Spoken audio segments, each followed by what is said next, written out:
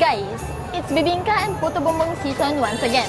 Dito sa Novals, damang-daman na agad ang ihip ng Pasko dahil sa mga kilalang Christmas foods na nakahilera sa bawat sulok.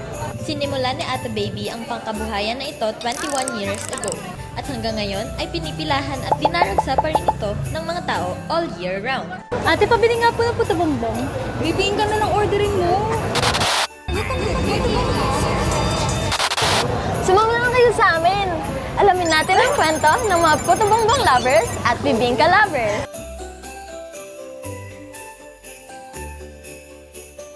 Puto po. Bakit? Kasi po, pag bibingka po, pag kinakain ko siya, mas nadadamo ko yung presence ng Pasko at ang presence ng simbang gabi. Puto Bumbong po. Overwhelming sa akin yung lasa ng bibingka. Puto Bumbong po. Kasi mas marami po siyang choices na pwede for toppings po. Gusto ko po kasi mas matamis. Puto bumbong siya. Meron na tayong iba't ibang klase ng puto bumbong. Sa bibingka kasi, hindi pa ako nakapag-try ng bibingka kasi kaya hindi ko rin alam eh. Both po.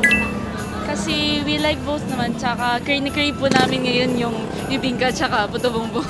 Wait lang, hindi ko alam kung bakit. Puto Bumbong.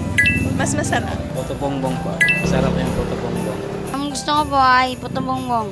Kasi siya may kondensada at may buko. Kayo, anong sa inyo? Kung may nais pa kayong marinig na kwento, italak nyo lang dito sa Talak TV. Halina't talakayin ng mga saloobin at kwento dito sa Talak TV, ang talakayang malaman.